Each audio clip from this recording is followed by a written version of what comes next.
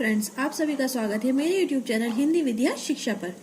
पिछली वीडियो में हमने अलंकार की परिभाषा और उसके एक भेद यानी कि शब्द अलंकार के विषय में पूर्ण जानकारी प्राप्त की थी। आज हम अलंकार के दूसरे भेद अर्थ अलंकार के विषय में पढ़ेंगे, जो कि हमारी परीक्षा की दृष्टि से अत्यंत महत्वपूर्ण है। इसके अंदर मैं आपको कुछ ऐसे ट्रिक को भी समझाऊंगी जिससे आप आसानी से पहचान पाएंगे कि कौन सा अलंकार है। तो चलिए वीडियो को आगे बढ़ाते हैं। और हाँ, आप वीडियो देखकर ऐसे ही चले जाते हैं तो प्लीज वीडियो में लाइक का बटन दबा दीजिएगा और वीडियो को सब्सक्राइब करके जरूर जाइएगा, क्योंकि आपको इसी तरह की आसान भाषा में अच्छा कंटेंट मिलता रहेगा। चलिए वीडियो को स्टार्ट करते हैं। अर्थालंकार होता क्या है? शब्दालंकार हमने जाना था जहाँ शब्दों में चमत्कार पाया जाए, उसी तरह से जहाँ कविता में इस तरह की भाषा का प्रयोग हो कि उसके अर्थ में चमत्कार उत्पन्न हो, वो हमारा अर्थालंकार कहलाता है। अब हम अर्थालंकार के प्रमुख भेदों को पढ़ेंगे। सबसे पहला है हमारा उपमा अलंकार। कौन सा है? उपमा अलंकार। इस अलंकार की पहचान है जब पंक्ति में योजक चिन्ह कौन सा होता है? ये वाला योजक चिन्ह आए और उसके पीछे सा, सी, से, यानी कि पहले योजक चिन्ह आए उसके पीछे सा, सी से लगा हो, तब हमारा कौन सा अलंकार होगा? हमारा उपमा अलंकार होगा। तुरंत उपमा अलंकार पर आप क्लिक करिएगा, या फिर अगर आप 12वीं की परीक्षा दे रहे हैं या फिर 8वीं 9वीं की परीक्षा दे रहे हैं तो तुरंत परिभाषा को पहचान लीजिएगा। चलिए अब हम उपमा अलंकार की परिभाषा देख लेते हैं। अत्यंत सादृश्य के कारण सर्वथा भिन्न होते हुए भी जहां एक वस्तु या प्राणी की तुलना दूसरी प्रसिद्ध वस्तु या प्राणी से की जाती है। मतलब सब कुछ पता है मगर फिर भी जब एक चीज की तुलना दूसरी चीज से की जाती है, वहां कौन सा अलंकार होता है? वहां उपमा अलंकार होता है। उपमा अलंकार के 4 अंग होते हैं। कितने अंग होते हैं? उपमा अलंकार के 4 अंग होते हैं। पहले हम जान लेते हैं क्या, फिर हम इसको उदाहरण के माध्यम से समझेंगे। पहला है उपमेय, जिसकी उपमा दी जाए। क्या हो? दी जाए। उपमान, जिससे उपमा दी जाए, जिससे, जिसकी और जिससे। और वाचक, जिस शब्द से उपमा प्रकट की जाए। ठीक है, वाचक क्या है? जिस शब्द से उपमा प्रकट की जाए।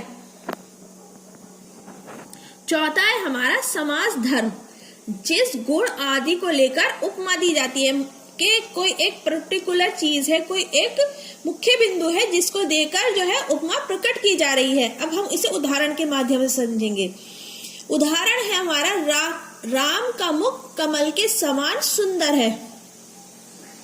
क्या है? राम का मुख कमल के समान सुंदर है। अब हम अपने चारों जो हमारे पॉइंट है हम उनको क्लियर करेंगे। कैसे? इस उदाहरण में राम का जो मुख है वो हमारा क्या है? उपमेय है, यानी कि हम उसके मुख के बारे में बात कर रहे हैं। और कमल जो है हमारा उपमान है, हम उसके चेहरे को क्या बता रहे हैं? कमल के समान बता रहे हैं। और समान जो हमारा वाचक है, यानी कि इसको सेंटेंस को आगे बढ़ा रहा है। और सुंदर जो है हमारा क्या है? समान धर्म है। ठीक है, इतना आपको समझ में आ गया। राम का मुख कमल के समान सुंदर है, यानी कि इसमें राम के मुख की तुलना कमल से की गई है।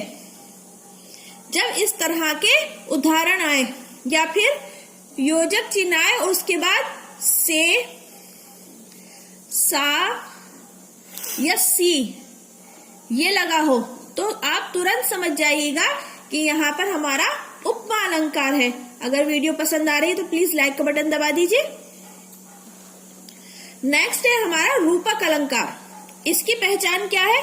जब पंक्ति में योजक चिन्ह तो आए मगर उसके पीछे सा, सी से ना हो। क्या है? ना हो। वहां क्या था? होना चाहिए, और यहाँ क्या है? ना हो। वहां कौन सा अलंकार है? रूपक अलंकार है। जैसे जहां उपमेय को उपमान का रूप मान लिया जाता है वहां रूपक अलंकार होता है। उपमेय, जैसे राम का मुख था यहाँ पर, तो ये उपमेय है। जहां उपमेय में उपमान का रूप मान लिया जाता है, मतलब अलग से किसी के वो नहीं दिया जा रहा है, उसी को सच मान रहे हैं, वो हमारा कौन सा अलंकार है? रूपक अलंकार है। अब जैसे उदाहरण के रूप में देखेंगे, चरण कमल बंधो हरि राई। अब यहाँ पर हमारा क्या है? ये योजक चिन्ह आ रहा है, लेकिन सासी से कुछ नहीं है, तो हम क्या है? फौरन पहचानेंगे कि हमारा रूपक अलंकार है। यहाँ हरि के चरणों की उपमेय में कमल उपमान का आरोप है। ठीक है, क्या है? हरि के चरण क्या कौन है? उपमेय है, और कमल क्या है? उपमान का आरोप दे रहा है। यहाँ पर उससे तुलना नहीं की जा रही, डायरेक्ट मान लिया जा रहा है कि जो हमारे हरि के जो चरण है वो कमल है। ठीक है, चलिए अब आगे बढ़ते हैं। तीसरा अलंकार है हमारा उत्प्रेक्षा अलंकार। इसकी पहचान है जब पंक्ति में मनो मानो मनहु जानू जनु जनहु या जो इस टाइप के शब्द आएंगे तो हमारा कौन सा अलंकार होगा? हमारा उत्प्रेक्षा अलंकार होगा। जहां उपमेय में उपमान की संभावना अथवा कल्पना कर ली गई हो, वहां उत्प्रेक्षा अलंकार होता है। मतलब वो चीज है नहीं, मगर क्या है? वहां पर कल्पना कर ली गई है, मान लिया गया है। मानो मनहु इस तरह के जहां शब्द आएंगे वो कौन सा अलंकार है? उत्प्रेक्षा अलंकार। अब इसका उदाहरण देखेंगे, इस कान मानो क्रोध से तन कांपने लगा उनका, मानो हवा के जोर से सोता हुआ सागर जगा। मानो 11 है, ये रहा, तो ये हमारा क्या है? उपमा अलंकार है। ठीक है, इसको देख के हम तुरंत पहचान लेंगे हमारा उत्प्रेक्षा अलंकार है। सॉरी, कौन सा अलंकार है? उत्प्रेक्षा अलंकार है, क्योंकि यहाँ पर ये शब्द आ रहा है जो हमने बताया है, मानू मनु मनहु जानू जनु जनहु या फिर जो। जब इस तरह के कंपैरेटिव वाले शब्द आते हैं तो हमारा उत्प्रेक्षा अलंकार होता है। नेक्स्ट है हमारा अतिशयोक्ति अलंकार। इसकी क्या पहचान है? जहां बात को बढ़ा चढ़ाकर बताया जाए, मतलब उतना ना हो बात, लेकिन क्या है? बता दिया जाए। जैसे वो एक सॉन्ग है ना, सोने जैसे बाल चांदी जैसा मुखड़ा, इस तरह के जो शब्द सॉन्ग्स के अंदर आते हैं, तो क्या है? इसमें क्या है? कोई ऐसा होगा स्त्री के बाल सोने जैसे हो जाएंगे, परंतु क्या है? उसमें बड़ा चढ़ाकर बात को कहा जाता है। जहां किसी वस्तु पदार्थ अथवा कथन का आरोप लोक सीमा से बढ़ाकर प्रस्तुत किया जाए, वहां अतिशयोक्ति अलंकार होता है। यानी कि बात को बढ़ा चढ़ाकर बता दिया जाए, बात को बढ़ा चढ़ाकर कहा जाए, तो क्या है? वो हमारा अतिशयोक्ति अलंकार है। जैसे उदाहरण है, हनुमान की पूंछ में लगन न पाई आग, लंका सगरी जल गई गए निशाचर भाग। इसमें क्या कहा गया है इस दोहे में? कि हनुमान जी की पूंछ में आग भी नहीं लग पाई थी। ठीक है, और जो है पूरी लंका जलकर खाक हो गई थी और निशाचर जो है भाग गए थे।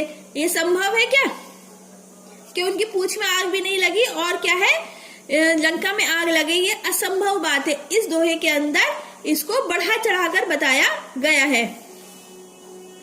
भ्रांति अलंकार, जब भ्रम किसी एक चीज को देखकर उसके किसी अन्य वस्तु का भ्रम हो, वहां भ्रांतिमान अलंकार होता है।